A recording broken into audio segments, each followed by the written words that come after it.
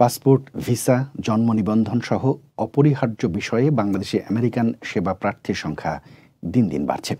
সাধারণ গ্রাহকদের ভোগান্তি বিবেচনায় অক্টোবরের ১ তারিখ থেকে নতুন জায়গায় অফিস স্থানান্তর করা হচ্ছে বলে জানিয়েছেন নিউ ইয়র্কের বাংলাদেশের কনসাল জেনারেল।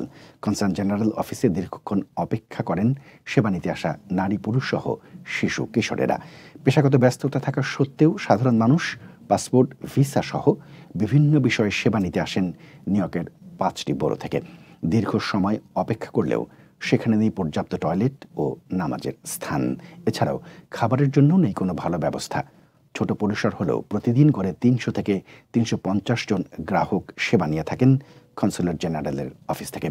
সেবা গ্রহীতারা পাসপোর্ট, ভিসা, ডকুমেন্ট সত্যায়িত, দ্বৈত নাগরিকত্ব, জন্ম নিবন্ধন ও পাওয়ার অব অ্যাটর্নি সহ বিভিন্ন ধরনের সেবা নিয়ে থাকেন। এসব সেবা পাওয়া নিয়ে সেবা গ্রহীতাদের মধ্যে রয়েছে মিশ্র প্রতিক্রিয়া। নতুন জায়গায় অফিস স্থানান্তরের ফলে বাড়বে সেবার পরিসর, বাড়বে গ্রাহকদের জন্য একাধিক টয়লেট, পর্যাপ্ত নামাজের স্থান ও পার্কিং সুবিধা সহ বিভিন্ন সুযোগও। কনসাল জেনারেল জানিয়েছেন, এসব সেবা দেয়া গেলে গ্রাহক সন্তুষ্টি বৃদ্ধি পাবে। এছাড়াও নতুন অফিসে থাকবে জাতীয় ও আন্তর্জাতিক দিবসগুলো পালনের জন্য পর্যাপ্ত জায়গা। নাগরিকদের সেবার পরিসর বাড়লে বাংলাদেশের সরকারের কোষাগারেও বৃদ্ধি পাবে রাজস্ব।